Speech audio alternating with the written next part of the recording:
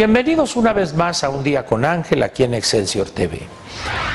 Yo le comenté a usted que hoy trataríamos el tema de la situación económica del país frente a lo discutido en esta reunión, la más reciente, la conjunta que celebran el Fondo Monetario Internacional y Banco Mundial en la ciudad de Washington, capital de Estados Unidos.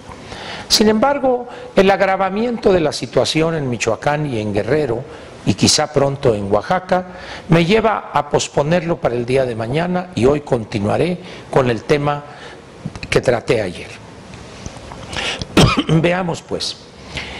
Me he cansado ya de comentarle a usted que las víctimas de hoy son, a querer y no, los victimarios de ayer. Estos delincuentes, vándalos, sedicentes, estudiantes normalistas, durante años han hecho del delito y de la destrucción de propiedad pública y privada, de atropellar a las instituciones y de cero estudio y de cero aprovechamiento, han hecho prácticamente la razón de su vida. Sin embargo, mantener por parte del Estado esta ficción estudiantil ha llevado a que estos centros, que hay varios en el país, se conviertan en escuelas de adoctrinamiento, pero además chafa la escuela y chafa el adoctrinamiento. Muchos cuadros disqueguerrilleros ahí surgen y piensan que al incorporarse a las filas de un grupo de bandoleros van a cambiar el estado de cosas del país. Mire usted, hace aproximadamente quizás 50 años, allá por fines de los años 80, principios de los 60, cuando se conformó esa utopía para ingenuos del foco guerrillero, que llevó a decenas de miles de jóvenes honrados en América Latina a ofrendar sus vidas en aras de nada, se propagó. Incluso hubo una campaña sistemática por parte de grupos cubanos para vender esa idea del foco guerrillero, y a medida que las sociedades fueron desarrollándose, que la apertura económica y la democracia fue arraigándose, esa concepción del foco guerrillero quedó en el olvido. Sin embargo, en países atrasados políticamente como el nuestro, donde los intelectuales de la pequeña burguesía urbana todavía les queda ahí la hormiguita de que si se van a la montaña y crean un foco guerrillero, van a agudizar las contradicciones y se va a iniciar la lucha armada y se va a construir el socialismo. Yo ya de viejo les recomendaría a estos muchachos que lean la historia, que se documenten, para que vean lo absurdo de este camino que están siguiendo. No dudo, por supuesto, de su honradez intelectual al abrazar ese camino o esa estrategia. De lo que sí dudo es de su capacidad analítica para determinar cuál es la ruta correcta que llevaría a vastas regiones del país a mejorar sus condiciones materiales y políticas. Por otra parte, del lado de la gobernación, tenemos algo que está muy extendido en México. La llegada de políticos bisoños, políticos ambiciosos que buscan el puesto y el poder para enriquecerse sin reparar en obstáculo y elementos morales algunos, llegan y su incapacidad y su inexperiencia da por resultado que un problema lo conviertan en un conflicto en una crisis, y si los dejan, la crisis en un estallido político y social. Hoy estamos viendo perfectamente esta escala. La incapacidad de una persona como el actual disque gobernador del estado de Guerrero, la cobardía y pusilanimidad del que disque gobierna Oaxaca, y este experimento que más parece un licuado o un puchero ahí donde le echamos verdura, le echamos especias, que es Michoacán. Bien a bien, lo que era un problema se convirtió en conflicto y el conflicto ya llegó a la crisis. El día de ayer, un grupo de pelafustanes sedicentes estudiantes normalistas secuestraron varias decenas de autobuses, bajaron de muy mala manera en medio de la nada a los pasajeros y, apropiándose de esos vehículos, intentan ir al estado de Guerrero a solidarizarse con sus compañeros en lucha. La autoridad, en vez de detenerlos y aplicar la ley y hacer que ésta sea respetada, reculan y con la cobardía típica del burócrata incapaz, dicen, bueno, es que no los vamos a reprimir. No, usted, su obligación, su tarea no es reprimir, señor funcionario. Su tarea es respetar la ley y hacer que ésta sea respetada por todos. No tiene usted ninguna otra tarea que hacer, para eso le pagan. La represión déjela usted para tiranos, para dictadores. Usted es un funcionario público de un gobierno elegido democráticamente. Sin embargo, desde hace una buena cantidad de años, nuestros políticos mediocres se solazan en decir que como encabezan un gobierno fuerte, ellos no reprimen. No es cierto, eso es falso, esa es una salida políticamente correcta que bien le sirve a los cobardes en la gobernación.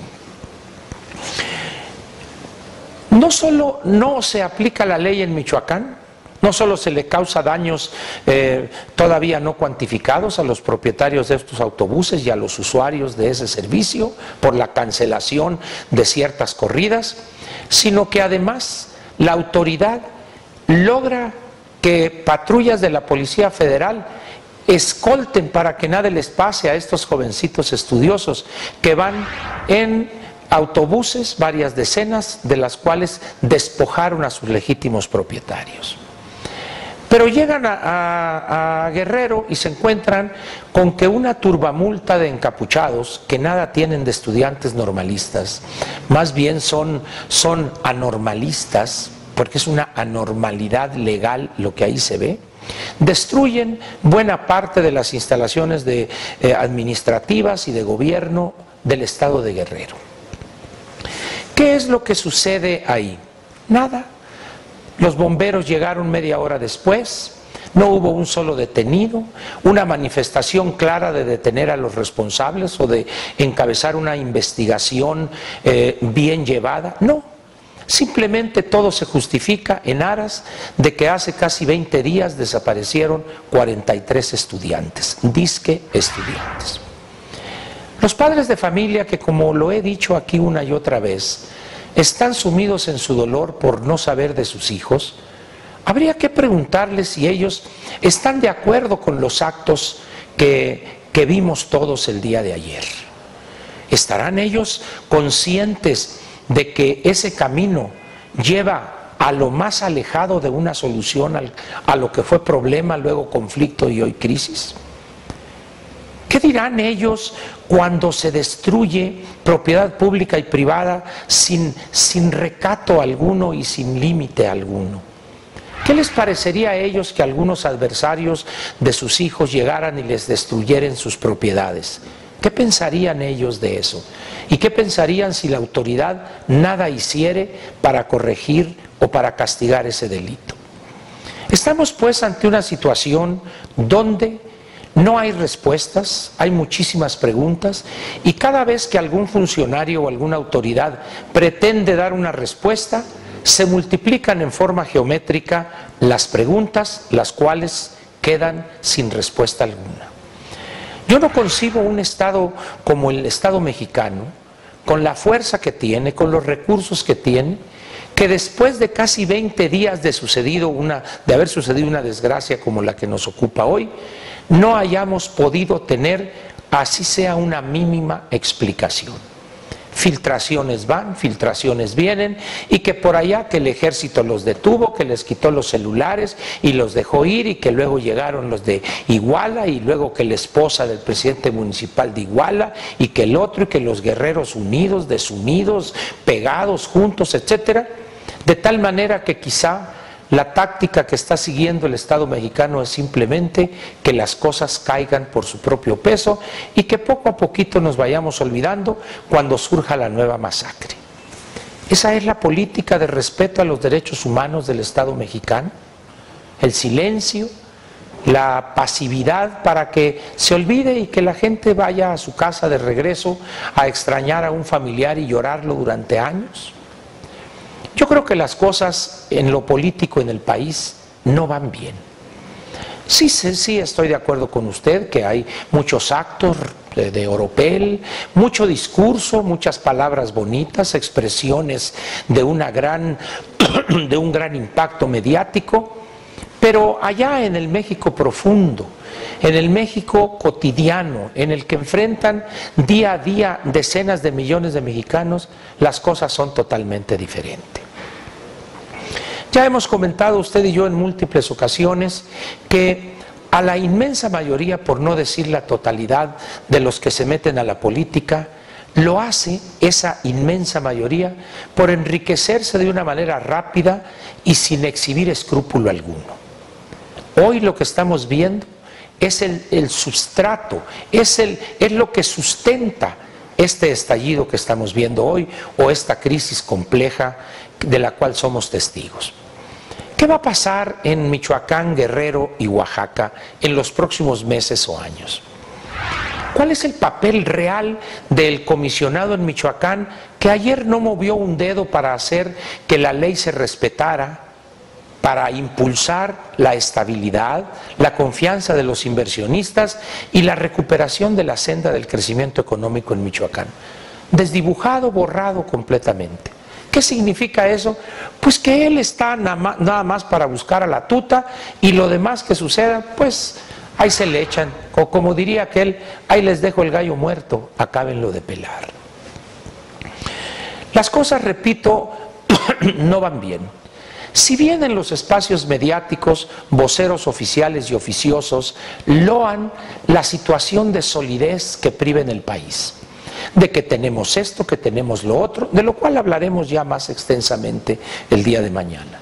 Sin embargo, se olvida que ante una situación de fragilidad institucional como es la nuestra, y que lo estamos viendo de manera evidente estas últimas semanas, no tiene recursos porque no alcanzan para detener un estallido, sea económico o una crisis económica o política.